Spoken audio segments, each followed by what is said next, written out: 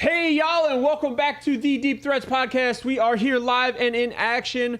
We cannot wait to get to this wonderful shit show of a game tonight. But that being said, as always, you have me, KJAM, your host, and my wonderful co-host today, Wheels. Hey guys, we got a lot to talk about. There's some head coaches on the hot seat. We'll get into that. We'll get into the bye weeks coming up during the week and some injury updates as well as news. So stick around, and we will definitely be talking some bets and fantasy plays and sits tonight. All right, and before we get into any of that, we're going to talk a little bit about that Monday game. I know we talked about this. Oh, by the way, if you hear me dying again today, my allergies have kicked back in. It is fall season, so it's not wonderful COVID, day I today, promise. and I am struggling. But anyways, the Giants got harassed by the Seattle Seahawks, who give up 30 points a game on average. They only scored 3 on the Seahawks. It was rough. Danny Dimes is possibly in a situation to where his contract might come close sooner than later. And even that being said, Seattle did struggle in that game a little bit, but Seattle walked away in that game with a 24-3 win over the Giants. What do you think about that game, Wheels? So I put a post out on my Facebook this past week after that game, and I said, do you think it's time for the Giants to move on from Danny Dimes? They just paid him. What do you mean, do you think? They just paid him. That's concrete. Like, guess what? I mean, Brian Daboll, I think he is a good head coach. I don't think this is his fault. If you have looked over the first 4 games with Daniel Jones going from this year to last year, his first 4, he has taken a step back from what he has done. So I don't know if something are going on with mechanics. He, again, is having issues holding on to the ball. He leads the NFL since 2019 with the most turnovers at 53 from fumbling and intercepting. That is not a good stat to have, especially in a big city like New York, where you are constantly under a magnifying glass 100% of the time. So I would not be surprised, like I said, if they go either via the free agent route, trade route, or, I don't know, even drafting. I mean, you got a lot of good quarterbacks that could possibly, fit into that system. There's a guy down in Arizona that they could actually go for if they wanted to, and wanted to incur that money. But I think part of the issue is a lot of people blame, the wide receiver core. Saquon Barkley's never healthy. I understand that, but you see a lot of these quarterbacks, like Patrick Mahomes, Tom Brady did it, multiple quarterbacks, Drew Brees. I mean, yes, there's some other quarterbacks I'm talking about, but they stepped up when it mattered. And I think a solid argument, right? Like if we want to argue the Daniel Jones thing, we can have that conversation all day. But they got Tyrod Taylor back there. They can fill him in and see what he can do. Why not? And see if it's an offensive line issue or a coaching issue or a quarterback issue. Well, what really kind of changed my, I teetered and tottered about it was the interception he threw in the red zone, and it turned right to Brian Daboll, directly to Brian Daboll, and he was just, you could tell the frustration was on his face. He was just pissed. He was pissed. He was talking to Daniel Jones, and I don't know if Daniel Jones just didn't care or whatever. He didn't seem to have much emotion walking up to Brian Daboll like, I don't care. Like most of these guys that you see throw interceptions, even the rookies from the last couple of years, they look defeated. I mean, we saw how Justin Fields looked on the sideline after that loss. That's how you want your quarterback to look. It's my fault. I'm the reason we lost. And I don't know if Daniel Jones is stepping up to that. But in reality, Daniel Jones was never Mr. Personality. No. Was he? He doesn't fit that. He doesn't fit New York. That's right. Yeah, no, he does not. He does not. But he was never Mr. Personality, so we're not asking for him to be Mr. Personality. My issue in the tell on the sideline was that Daboll went over to talk to him about a play and threw the tablet down and walked away. Yeah. So there's something there between those two. Which is odd. Which is not good because Daboll was like kind of a quarterback whisperer. Everywhere he went, the quarterback seems to see it. And even Daniel Jones looked good last year. But that's what I said. He's since regressed. And I've used that on a couple quarterbacks, but it is true. If you go back and look at his stats, the first 4 games of last year versus the first 4 games of this year, it is a vastly big difference. And again, they've added some pieces on that offense, on that defense. I don't believe they lost anything on the offensive line. Andrew Thomas is still there on the left side. I mean, their offensive line is weak. It's still a soft offensive line. So I'm not going to point fingers and say that he has the best offensive line in the NFL because he doesn't. No, and I know you're without Barkley. I get that. Well, you got paid to be without Barkley, so Barkley's not there. Barkley was never supposed to be there from the start. And that was Barkley's big thing. Well, you paid him, but you're not paying me, and it seemingly is biting the Giants right now in the ass. And I know Barkley's hurt, but when Barkley is on the field, he is a top 5 running back, no doubt about it. No matter who's behind that center, he is a top 5 running back 100% of the time when healthy. Yeah, I mean, so I think this is an easy solution. I think for Daboll, I think most people might think it's an easy solution, but bench Daniel Jones. There was rumors coming out of.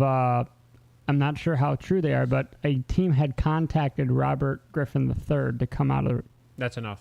retirement. As soon as you say that, that's enough. We're not talking to RG3. RG3 has been out of the game as long as Colin Kaepernick, and they're both nothing. No. That's just guys trying to hype their social media up and trying to get a following. Both those guys are ridiculous. Both of them are not good at football, and they weren't in their final years. They talk for clicks. Let's be honest.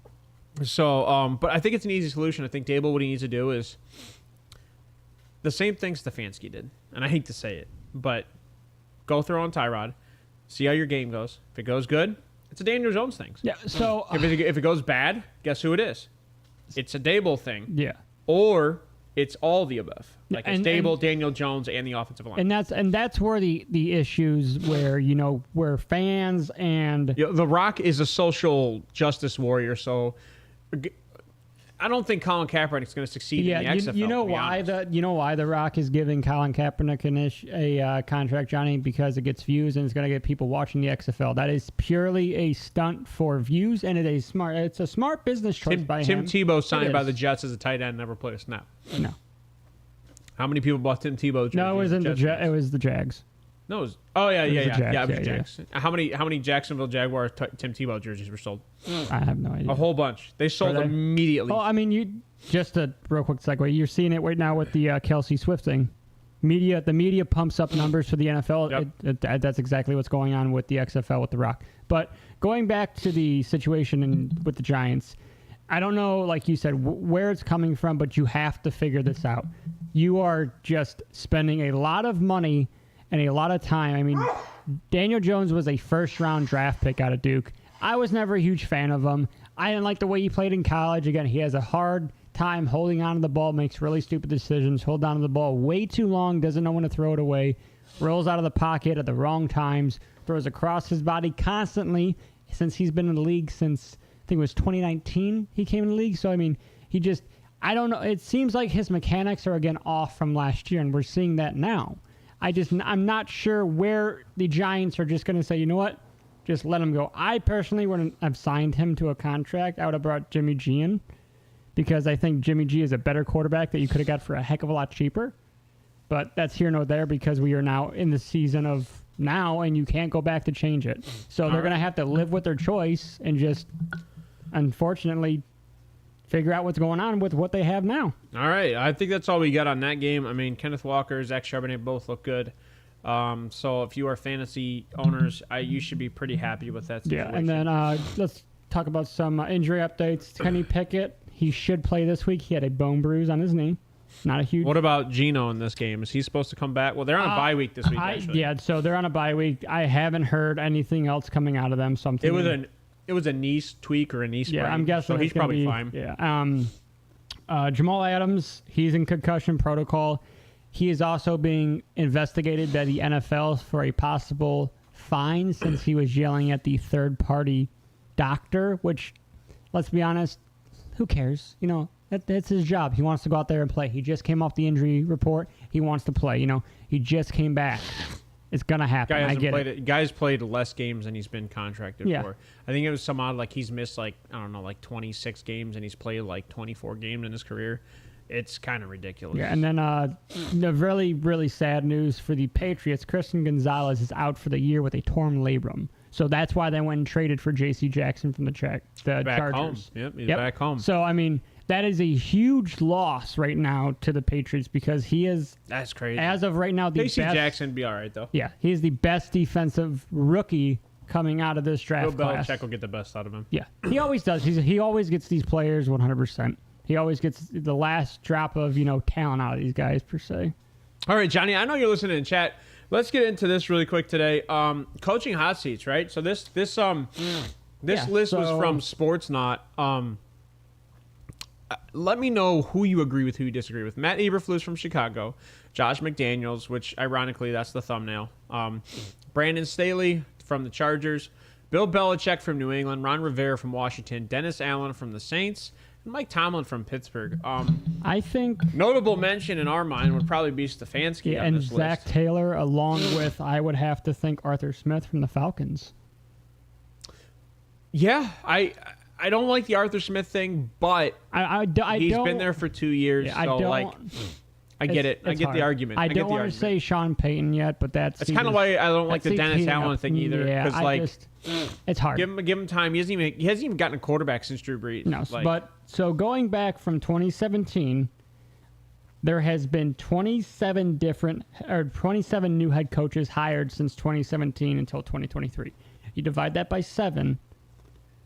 That is 4 new head coaches per year on average. That sounds about right. The head coaches with the longest tenure are Bill Belichick 2000, Mike Tomlin 07, and Harbaugh in 08. Those are the 3 coaches with the oldest tenure currently, and they all have Super Bowls. And they all still. And the funny thing is aren't they all defensive head coaches? Yeah. Which, yeah, I would say so. What does the media kind of always, float around? But offense sells, defense wins championships. It's a fun argument to have. I get it, but I found that funny when I was researching this before the show. Is those 3 guys all have Super Bowls? They're contracted for the longest time right now, and they're all defensive head coaches. It's very weird with an offensive. I'd probably put right behind them is San Francisco, right? Like because Shanahan's been there for a solid 7 years. So I'd probably put Shanahan right behind him. I think everybody else has gone through a new head coach. Yeah. Out of all those teams. But to be honest, I think Eberflus is out. Unless they have a great game tonight and they win by like a good margin or win in general, he might not be out. But if they lose, he's gone. He's gone. Since Eberflus has come here, the team as a whole has regressed. Yeah, I just... And they spent a lot of money in the offseason last year. Him and Josh McDaniels are right there neck and neck because you have Max Crosby, you have Josh Jacobs, you have Devontae Adams, all 3 star players at different positions. Those are supposed to be your captains, your veteran guys to hype up the rest. They're mad. They're angry. So something is happening with the players and the coaching in that organization that just isn't meshing, and eventually it's going to come out. Because I wouldn't be surprised if he gets fired. Another one I week kind 10. of think should be on this list, and I know a lot of people think it'd be crazy, is Sean Payton. Like I said, I was close. It's hard because a lot of people are blaming Russell Wilson, but again, he is an offensive head coach. That defense was fine until he came in. That defense last year was a top 10 or top 12 defense.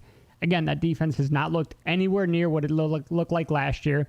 Russell Wilson hasn't looked much better than he looked last year, and you have Sean Payton, who is supposed to be this offensive guru. So I'm going to ask this. Did Drew Brees make Sean Payton, or did Sean Payton make Drew Brees? And I think it's the latter. I think Drew Brees made Sean Payton. I think that goes without saying, to be completely honest with you. Drew Brees is a Hall of Fame guy, and Sean Payton retired after Drew Brees retired. Yeah. So I think that kind of goes without saying. But I think that when it comes to Sean Payton, obviously you got to give him a year to get his talent in there. Yeah, so I don't think he wanted Russell. I think they said, let's put the best product on the field because you're stuck with Russell for 3 years. I mean, you already the Broncos fired a guy last year who was only there for 12 games. So that's why I think Sean Payton's kind of safe. Yeah. And the same thing goes for the New Orleans guy. I think he's kind of safe. Allen, yeah. Because the defense is still producing. They have major injuries. Kamara off an injury. Yeah, Derek Carr. No, Kamara off suspension. Kamara off suspension. Yeah, so I think he's juggling a lot over there. So I think Dennis Allen's pretty safe. I agree with you, Johnny, about Brandon Staley on the Chargers. Offense has been a top 5 to 10 offense almost every year, but the defense hasn't produced, even though they've spent a lot of money on that defense. So I out of those 3 head coaches, Belichick, Payton, and Tomlin, who would you say is the most overrated? Coaches. Yes, coaches. Tomlin. Yeah, I completely agree. So you want to hear something funny? Because if you look at... Go on. No, you're good. You're good. So waiting for him to this is just something I had a conversation with Ryan the other day because I was curious. I was very curious of this. All right.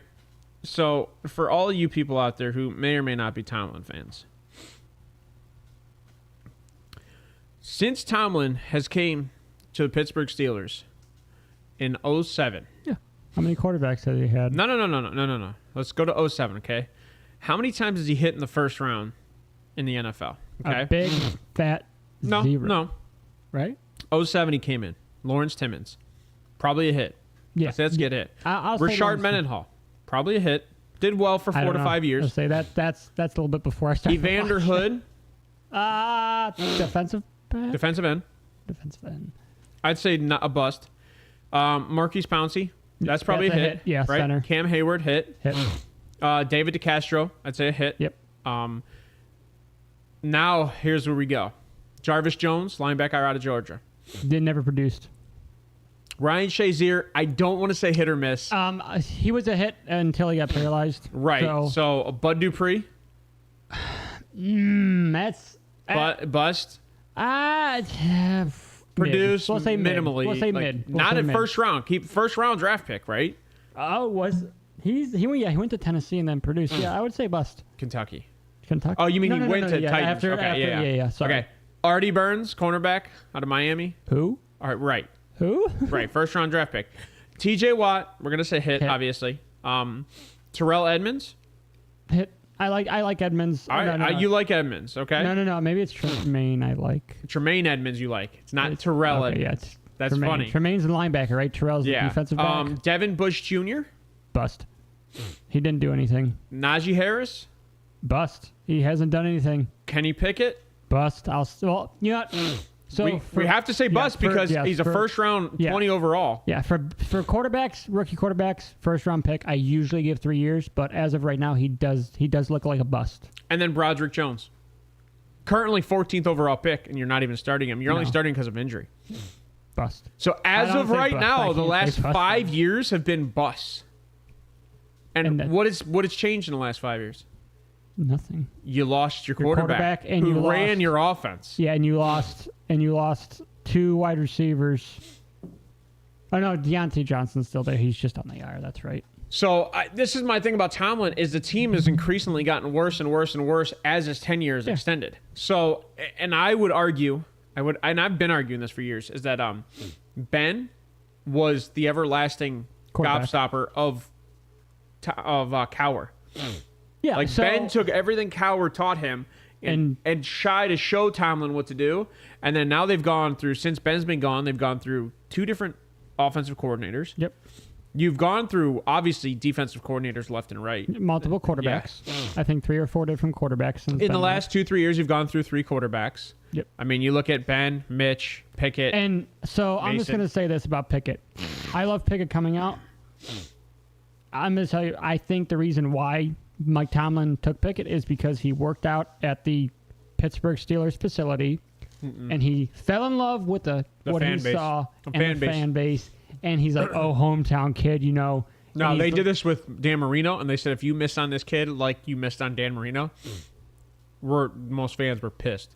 And same school, great stats. Now, my only issue, and a lot of people don't understand this, is he's been there for 5 years. You're going to have good stats. Like, this is the argument for Penix, right? Yeah. Michael Penix Jr. He's literally been there for 5-6 years. Ryan doesn't like him because he's transferred 3 or 4 times. Yeah, so he couldn't beat out the other guy. That's his worry, but the dude's producing as a top 5 quarterback in the NCAA right now. I love Bo Nix the way you love Michael Penix Jr. I love Bo Nix because he got shafted at Auburn. He didn't have much talent around him. He got shafted. You know, he transferred to Oregon, and he is lighting it up. And I was on that train from when he was at Auburn until now, and I love the media after they beat Colorado and they smoked them, and everybody's like, "Oh, Bo Nix, Bo Nix, Bo Nix." Well, where was everybody before that? The media loves to latch on to the hot story and just blow it up. You'll learn that a lot with this sports stuff. I mean, the more I've gotten into doing the show with you, the more I see it. More about the media, right? Let's move on from head coaches because I think these are all outside of the top 3 are guys that I think are almost guarantees at this point. So yeah, I think that's a perfect order too. I think obviously Eberflus. Well, Ron Rivera should be above Bill Belichick. Dennis Allen should be above Bill Belichick, and then I could see Belichick and Tomlin at the bottom because you're not going to give Belichick's going to do what Belichick's going to do. So they're not going to fire Belichick unless they ask him to resign. Like, Belichick will resign before he gets fired from that state. Hands down. Yeah. And then, like I said, I would put Stefanski on there, arguably, but I don't want to get into that. We'll get into that another day. Yeah, especially. But here's what we're going to do. You said the media, and it's god-awful lies. Yes. And it's only getting worse. How much of Jonathan Taylor that we've read on Twitter is real and not real. Because as of right now, I have seen zero animosity from the team, zero animosity from Twitter, zero animosity from Jonathan Taylor. And he's saying, I'm glad to be healthy. Now, he said in the offseason, according to Twitter, might not have been him, might have been somebody else, that he's never been injured before. Never had a back injury, right? Yeah. He said this. But he was out for 4 weeks, so why was he out? Now he's happy to be back practicing at the facility. And he's happy to be back at full health. And Irsay's had his mouth shut. Nothing's happened. What is going on? Because is this a media thing?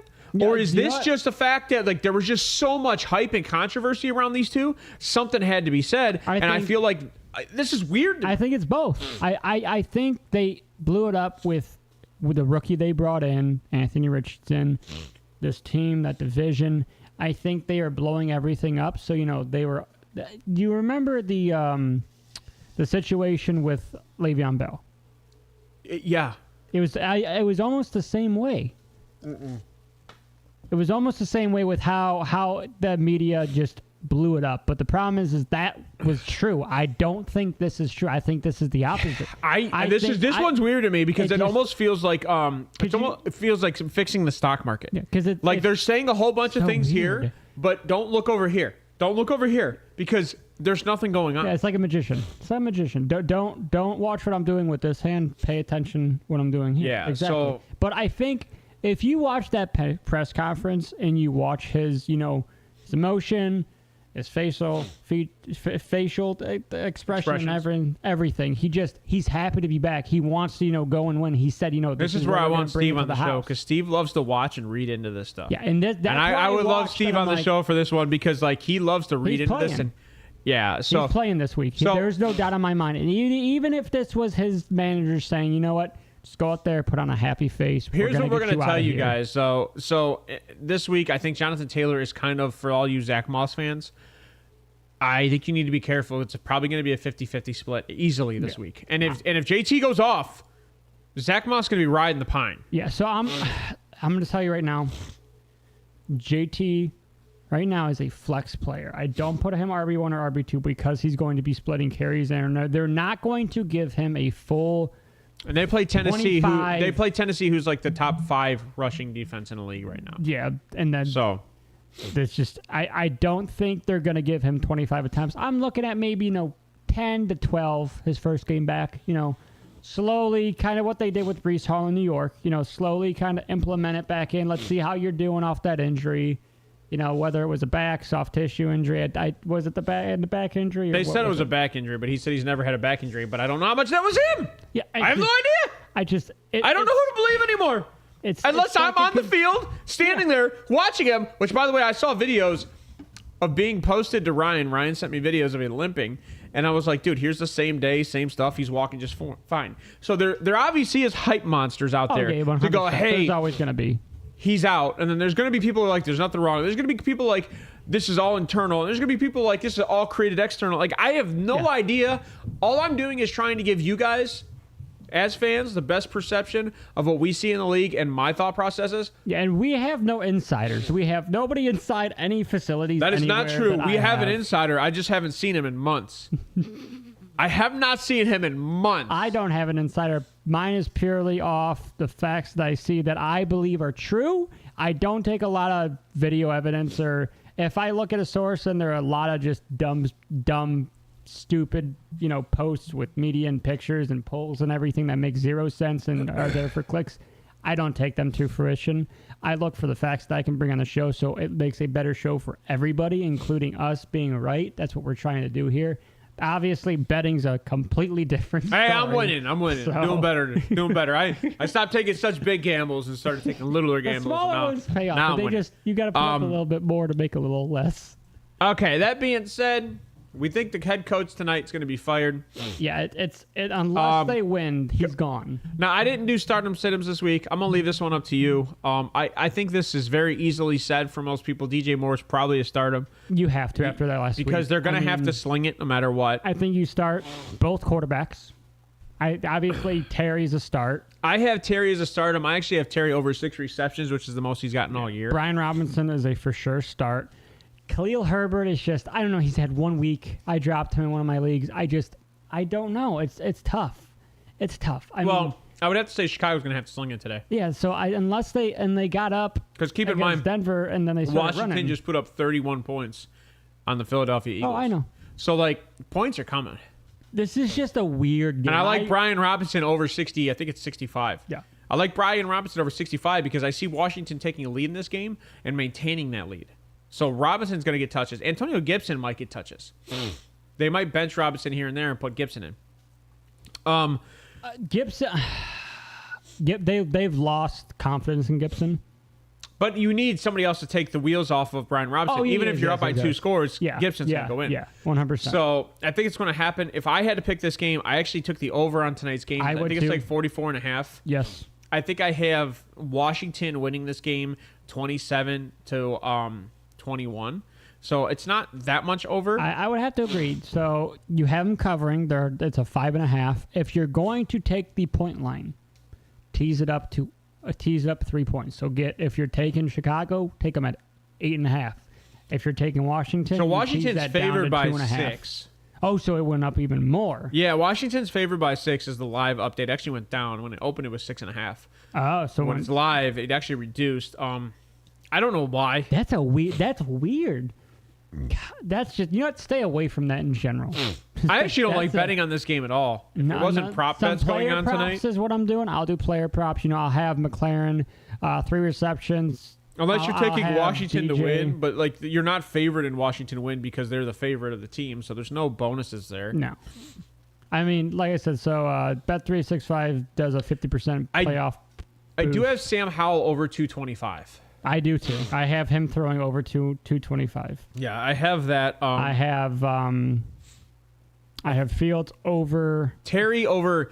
I don't know if I could take Terry over 80. No. Because like that's the place where you make money, but Terry hasn't received over 60 yards this year. And Logan Thomas not Logan Thomas, I'm sorry. Curtis Samuel has kind of, he had a good game last week, so Sam I gotta Howell check my found rosters. I forgot I wanted to start him. Sam Howell found another target that maybe he can rely on. I mean, well, they use him as runner number 2 also. He's RB2, so like they use him out of the backfield a lot. There's Jahan Doxson's another guy who he's a younger guy. He hasn't really done much with that offense, but I mean, so I would almost take Justin Fields over 220 today too. Yeah, but you got to remember only because like he's fluctuated. He's had a bad game, good game, bad game, good game. I don't know if he could be over 220 because, I mean, he did it, I think, a couple weeks ago. It was week 2. Last week he was against Denver, who made him look perfect, which was weird. And maybe that could be a confidence booster that makes Chicago win this game. But Chicago doesn't have to win this game. They could also win this game, and it doesn't matter. Yeah, so remember who's running this offense, right? Who's the offensive coordinator? Where? Washington. Oh, Bieniemy. Okay, so... Yeah. Go back. I'm not comparing Patrick Mahomes to Sam Howell by any stretch of the imagination. By the way, if you go look up Sam Howell pictures and you put them side by side with Baker Mayfield, they are like bastards. Identical, dude. I think they're brothers. They might be. But if you go look at not their pictures, if you go back and look at the way that Bieniemy ran that offense with Mahomes slung it around. Yes, he relied on Kelsey 100%, but again, he found his target, and that's who he's kind of just relying on, and that has been Terry McLaurin.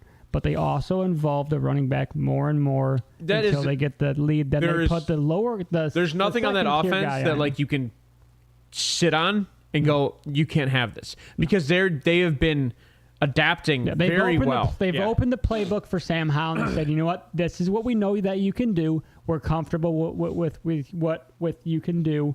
And we know you're not going to overexceed what you can do. So they're playing to his strengths 100%. They're not asking him to do too much. They're not asking him to do too little. He did have that 3-interception game. But since that, he has definitely improved. And I think that is, again, because of Bieniemy. And we both said with Bieniemy going to Washington. Is it Bieniemy that made Kansas City, or is it Patrick Mahomes? Because that's what the did case. I say? I said right 3 now, or 4 wins would be brought to Washington with Bieniemy coming here.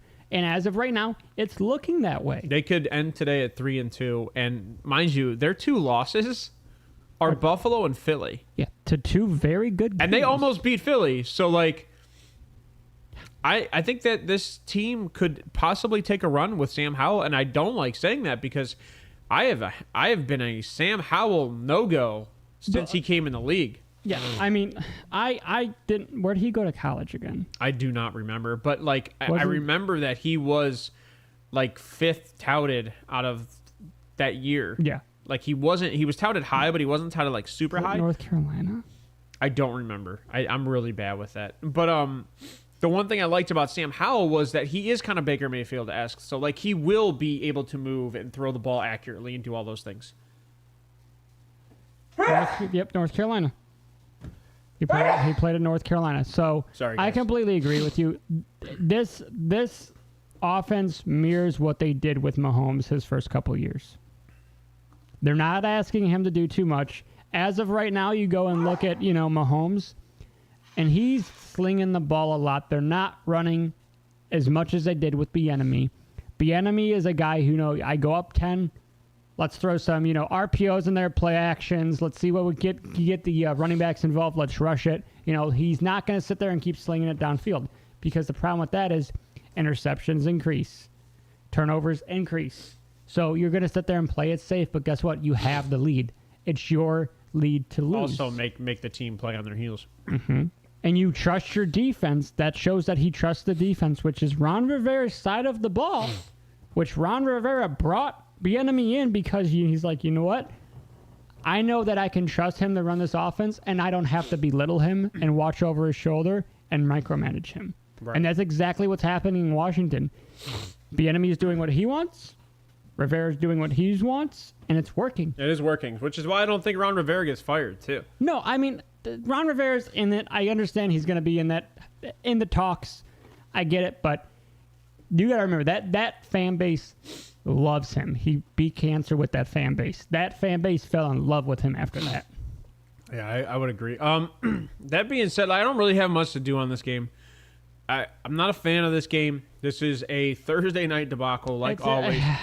I would stay away from the point spread. I want to watch this game because I want to see if Washington really can do it. But this is Washington playing a high school team right now. If Washington drops like 30-3, take it at what you will. Chicago has not been anything special. Yes, they almost beat Denver. Whatever. Denver is a shell of what they were last year defensively. Yeah, that is disgusting. The problem is if Sam Howell struggles, then you're going to have to question what's going on with Sam Howell. But I don't think Sam Howell struggles. I can see Sam Howell, 2 touchdowns, 1 interception. Plus Chicago, Chase Claypool, we forgot to talk about this. He's out. Chase Claypool said that they essentially don't utilize him correctly. So he is sitting for another second straight week in a row because of comments to the media. So I could definitely see him. And so if you have Chase Claypool, you can easily cut him at this point. Yeah, and to talk about the media and with players, everybody lost their mind when it was reported that Deshaun Watson left Cleveland for the bye week. Latavius Murray, keep or drop. It doesn't matter. He can do what he wants. It's the bye week. You could probably drop Latavius Murray if you're looking to clear a bench spot. But, I mean, if you're not looking to, you could keep him. He's on Buffalo, right? Yeah, he's on Buffalo. James Cook's been good, but if James Cook goes down or if anything happens, Latavius Murray is the number 3, and he's going to take a bulk of those carries. Latavius Murray has always stepped up when asked. I mean, he did with the Saints. I think he did. Was he with? He was with the Raiders. He was with Denver for a little bit. Yeah. He's been around, and he's always kind of, when a guy goes down, he's good enough. Started in Minnesota. Yeah, exactly. He's been everywhere. So that being said, I think that's all I got for this week on Thursday. Yep. But early game. Give me your takeaways, then I'll give a hint to what we're going to talk about on Sunday, which will also give you a hint because you have no idea yet. No. So give me your takeaways for today. Takeaways are Matt Eberflus will be fired by midnight tonight. I would not be surprised. Week 5 firing. Yes.